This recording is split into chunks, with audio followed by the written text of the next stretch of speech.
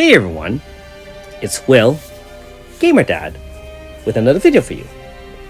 So after exploring Chapter 79 and Chapter 80, you hopefully should be able to find 10 dirty puzzle pieces.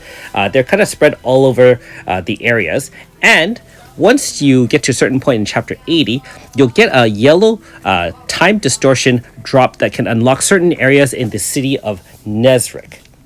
After that, you have to find this particular collector, turn in those 10 puzzle pieces, and you'll have access to the manhole cover right behind the hooded gentleman over there.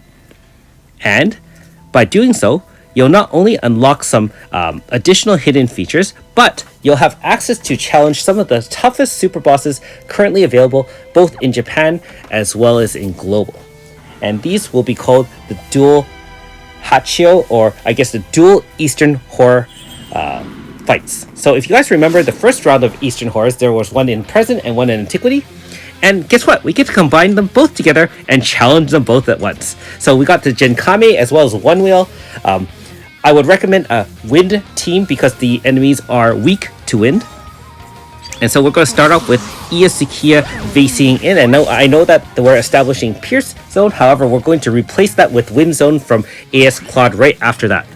Now, turn 1 is very important to use all equal from AS Iska to apply 30-30 int and power debuff on Genkame. Otherwise, that single spin could wipe out the first party member right off the bat. I would highly recommend activating a turn 2 AF here. If you don't, the minions will attack, the bosses will attack, there's a 2000 fixed damage, and some additional damage, which will essentially wipe out your whole party if you, unless you find some other mitigation.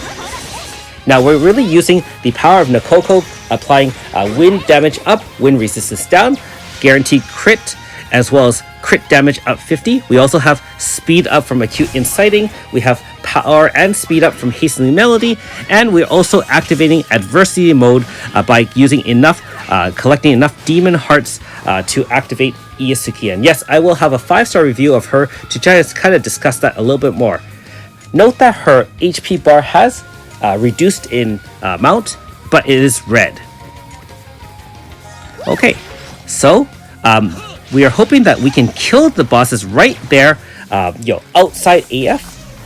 And with some of the newest Grasta available, I actually found one, and I'll show you that in the loadout. It really did enhance the damage of Iyasukiya such that she essentially one-shotted both bosses outside AF.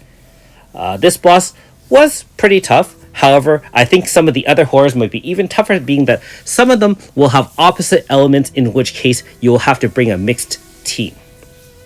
In this case, we brought a powerful wind team, and with some Grasta slaves and support, we are finally able to beat the One Wheel and Genkame for 50 stones, as well as 1 gold badge.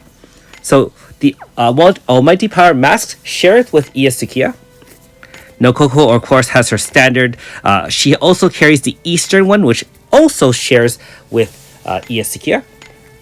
Iska's mainly our debuffer, although even her Billowing Cloud and Hastening Melody were required for this fight, and Yuri's just required as a speedy guy to switch in for zone changes. Now, AS Claude has the HP and Gale bow sharing, and we're pouring it all into Iyasukiya, which is our main DPS, although don't forget that she can also make as established Pierce Zone. And for our troubles, we do get the Void Katana, which increases type damage and guaranteed crit rate. Thanks for watching. We'll see you next time.